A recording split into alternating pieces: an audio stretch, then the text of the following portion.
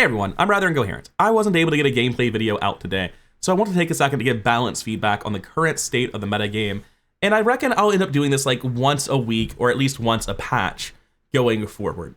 But right now, let's talk about what I view as the biggest outliers in the game for the current meta we find ourselves in. And I think first and foremost, the thing I want to talk about, the thing I don't see getting enough attention, are what I view as like the three horsemen of the shield skill apocalypse, which are defensive stance, sharp corners, and hardened shields. All three of these skills have a similar functionality. When X happens, Y scales. Hardened shield says when your enemy uses a weapon, your shield items gain value.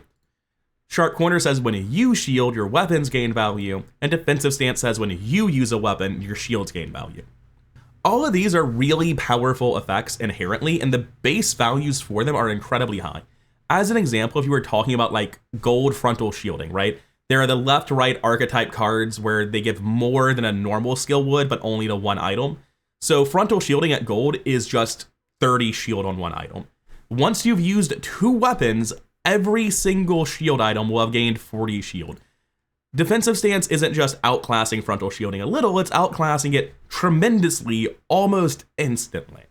The same is true with sharp corners. The weapon skills, I think, are 24 if they only affect one. I might be getting the number wrong. But the point is that once you've used a shield item twice, not even used a shield item, just shielded in general, you just need to have the effect go off. It doesn't have to actually be a use trigger.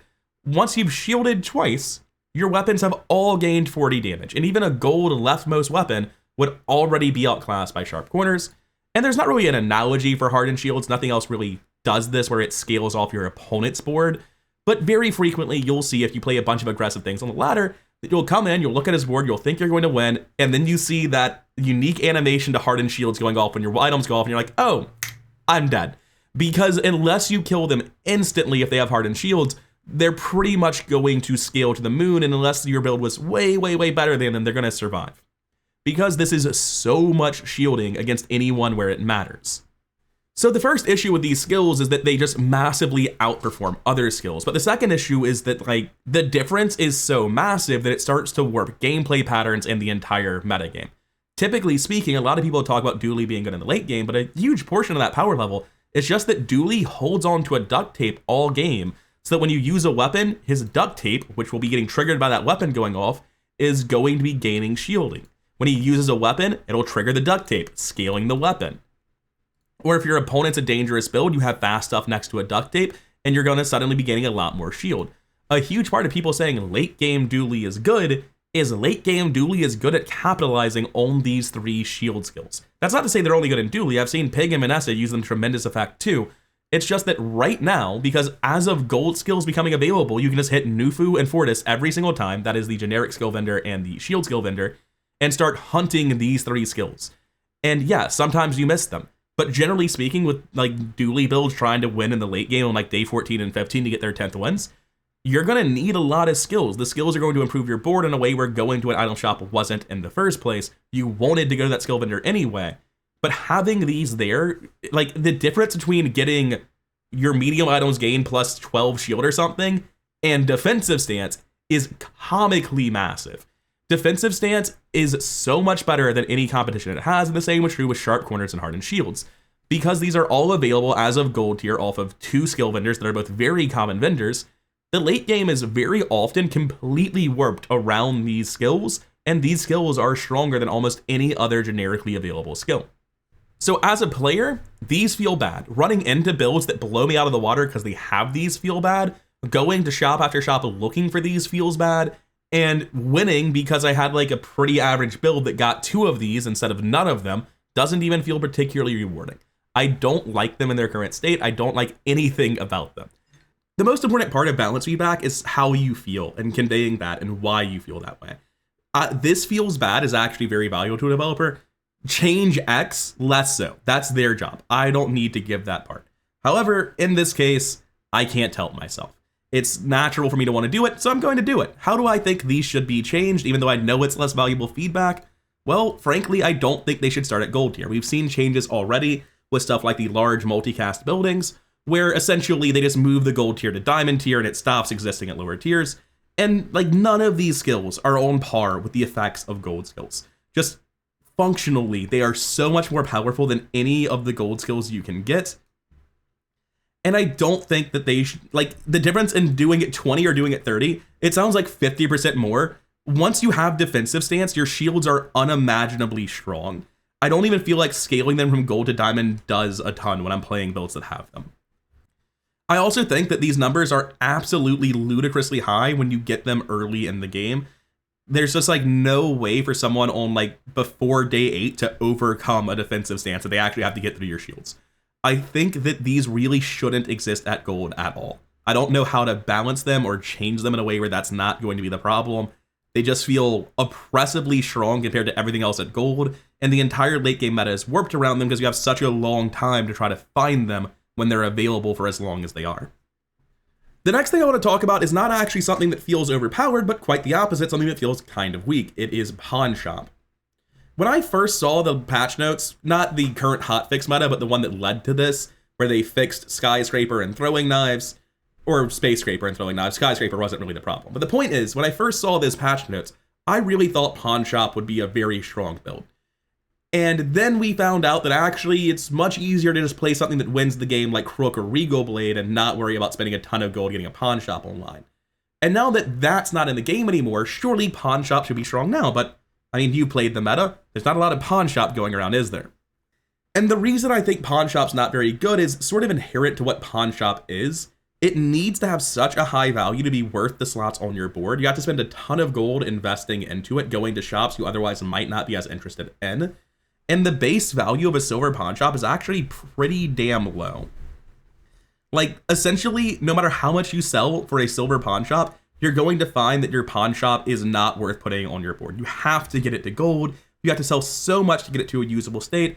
And ultimately, pawn shop just feels like it comes at the opportunity cost of everything else. You need so much economy for it to feel worthwhile. It's going to eat guaranteed upgrades, it feels like, or you're going to have to get very lucky and find the gold one very quickly. It's just rough getting Pawn Shop online. I think in the first week or so, Pawn Shop felt strong, not because it was more well-positioned in the metagame, but because everyone was worse at the game. I feel like trying to make Pawn Shop work right now, I'm just hoping that my opponent's builds are bad. I feel like it asks far too much of you for what it gives, and I don't know how to fix it. But I do want to convey, just like I did with my previous point, that it feels bad. That every time I've tried to play with Pawn Shop, I'm like, wow, I really threw this run by investing in Pawn Shop, didn't I? It feels like it requires so much of you to get to a good state where it's actually worth doing. Typically, I'm almost always trying to avoid Pawn Shop. Virtually every other build feels more reliable and less costly to engage with. And like, I understand that Pawn Shop can be an oppressive thing, that maybe buffing Pawn Shop is something that's happened before in friends and family, and it results in a really toxic meta when Pawn Shop gets too strong. But in its current state, Pawn Shop does not feel worth playing to me. And I've gotten to the point where I, as a player, have tried to use Pawn Shop so many times that I feel like I'm actively self-griefing when I let myself try to make Pawn Shop work again. It just, when you buy a silver Pawn Shop and it's gaining 1 gold every time you sell something, and it's just sitting in your stash, eating up slots you could be using to hold a pivot build, eating up slots you could be using to hold things like lemonade stands, cash registers, rewards cards, business cards. There's so much economy that goes in your stats. There's so many items that you need to pivot into a different build. There's no room to like partially invest in a pawn shop. You've got to commit to it at the cost of other stuff, and it scales so horribly slowly until you get it to a higher rarity, to gold or diamond. It just does not feel worth engaging with at all. Something that feels very worth engaging with to the point that it's a problem is Beehive. I was genuinely very surprised that Beehive survived in this pocket meta, and I have not been pleasantly surprised anytime I fight a pig and I see Beehive on their board, because I know I'm in for a rough ride. Beehive is, in my opinion, just super toxic design the way it is now. Anytime your opponent does something, do something in return, it's just an incredibly powerful effect that will have broken interactions. This feels terrible to me as a player. I don't see a world where Beehive can exist in its current state and not enable broken things. But a huge part of that is just that it is used in conjunction with cards like Vineyard. Vineyard triggers every time you do anything. Because you're using the bees, that counts as using an item for Vineyard. So now every time your opponent does anything, not only do they get hit by the Vs, you trigger a heal. And in the old version of Vineyard, that was sort of okay. You had to slowly scale Vineyard up over the course of the game, but now it actually has a greater effect based on the rarity of the Vineyard, which means very frequently you'll see Diamond Vineyard starting off at like over 300 healing. In the past, seeing a Vineyard that high would have been basically unimaginable. Vineyard just didn't get to be that strong. And the same exact statement is true about its shield-based cousin, the Landscraper. This is the same card, just the shield variant of it. But the issue with them is that when you have something like bees allowing you to trigger them constantly, it allows for very broken interactions. The most basic version, just whenever your opponent does anything, defensive back and return, is obviously very strong. But if we go in conjunction with some other stuff we've talked about, for instance, the 3 Horsemen of the Shield Apocalypse. The bee triggers defensive stance, increasing the shield on your Landscraper, or maybe some other item you have as well. The bee is going to trigger that shield, triggering sharp corners, getting damage to the bee, or maybe your opponent's just using weapons, so the thing that triggers the bee is scaling your shields as well. I don't know that I think the Landscraper and Vineyard should scale up as much as they currently do. I think the bigger problem is not so much that they start at too high of a value, although it does feel that way right now. I think the major issue is less their current functionality and how they inevitably combo with beads and various skills. I think B is the important part of this problem because it's the thing that it all hinges around, where it goes to the moon. And the huge nerf this build got, removing Yo-Yo, doesn't even impact it, which is crazy. That in spite of losing half of its triggers, because the bee is no longer duplicating by triggering the Yo-Yo, it's still outscaling almost everything else as long as it can find some method to scale, which isn't that hard when every time anyone does anything, gains shield or health. I'll also mention weights as part of this, but again, I really don't think weights is the problem so much as the healing things interacting with weights. I've gotta mention throwing knives. Everyone knows what I'm about to say. Put them on the internal cooldown. Apparently it's a bug that anything isn't on the internal cooldown. All of these are outliers of bugs. There are several other niche combos like the, Fiery Pufferfish Trebuchet combo. I think that's all you need. There's no other enchantment where they infinitely go off, but then it breaks once something else triggers a haste. There are a lot of different outliers where some infinite combo happens and it should happen 5 times a second, but instead it happens like 50 to 100 times a second. Throwing knives is the #1 offender. It's the one that is somehow most often coming up, but this is just really important. Right now, it feels very bad for me personally to play Vanessa, because I feel like if I'm playing a build with throwing knives, I'm playing a build that has to use bug abuse, and I can't really avoid it. On the same note of having to play with bugged items and feeling bad about it, I think Balcony's been removed from the game. I haven't seen it for a while. I think it got disabled because it was bugged and doing 20 times multipliers instead of 2 times. That feels pretty bad. A big part of why we don't see Property Pig is that we just destroyed a core card from Property Pig. So I do need to say that my feedback does include, please urgently fix bugged items that are core to builds and not just disable them. Otherwise, it sort of smothers the metagame in a way that doesn't quite feel right. And the last thing I want to cover here that really stands out to me when I think about the game is Frost Potion. Frost Potion strikes me as a card that was designed for NPCs and for Mac, and not really with much attention paid to specifically port. Because Frost Potion can be obtained at silver rarity with the basic port, anyone who gets port has a very good chance of eventually finding Frost Potion. It will have infinite ammo, just like the haste potion that will be causing it to have haste forever, and, you know, there's just a lot of ways to very, very quickly, repeatedly trigger Frost Potion forever that essentially allows port to play the strongest control deck in the format. And yeah, it doesn't really feel super good to play against it, where you like see a ton of small items, 1 medium item, 1 large item. It's against the Vanessa. Their skills flip. You don't see poison skills. You don't see weapon skills. And you already know before their cards flip, it's 5 potions, a harpoon gun, and a port, and I'm dead. And sometimes there's a breath of relief as you realize there's a real game and they didn't hit Frost Potion. But very frequently you see a high level Frost Potion and they just blow you out of the water. And even if you have more than like 2, 3, or 4 items, it doesn't really matter that much because they're going to start destroying your small items and lowering the number of items you have until the hasted Frost Potion is perma-freeze. And it doesn't even have to be a hasted Frost Potion. There are things like using batteries to charge the port, to charge your other ammo items faster, to get to near permanent lockdown without even finding a way to perma-haste the Frost Potion. Frost Potion just feels like it was not designed with the intent of being used in the way that it is almost always used currently. And I've got no idea what the solution is.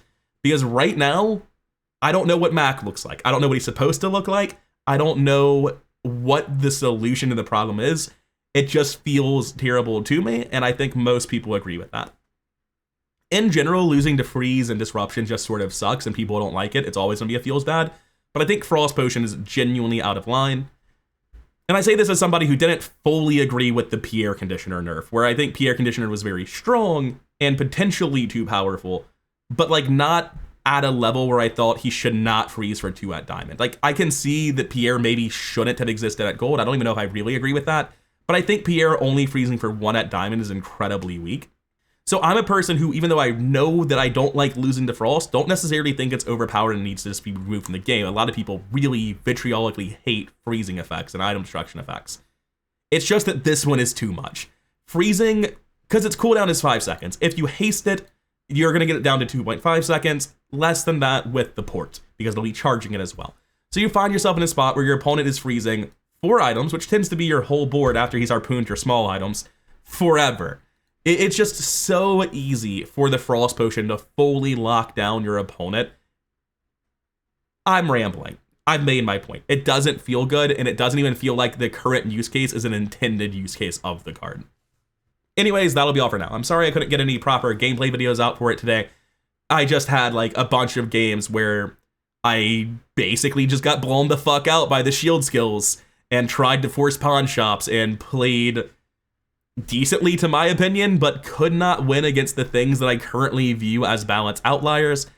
So if you think I'm just salty and whiny about the things that I'm losing to, by all means. But I will say that generally speaking, a balance outlier that should be adjusted in a beta will be the things that people are losing to. I'm not overwhelmingly salty. The thing I'm most annoyed by is that, like, because I don't think it was good content, I couldn't upload the videos for it. I don't really care about winning or losing too much, but I do find it tedious to consistently lose to the exact same builds. Port Vanessa abusing Frost Potion, which isn't even supposed to be in her class to begin with. Instant damage Vanessa abusing lack of ICD on throwing knives. Any shield scaling build post day 10 where they just have multiple of those 2-3 shield skills I was talking about, where it just absolutely blows out any other form of scaling and you stand a no chance. These are the things that I see over and over and over again once we're past the first like 6 days and people start consistently falling into the same strongest archetypes, and most of them don't feel good to lose to. These are the things that don't feel like they have weaknesses. They have nothing but strengths, and strengths that far outweigh the competition and often just feel bad. Anyways, I'm done rambling. That'll be all for now.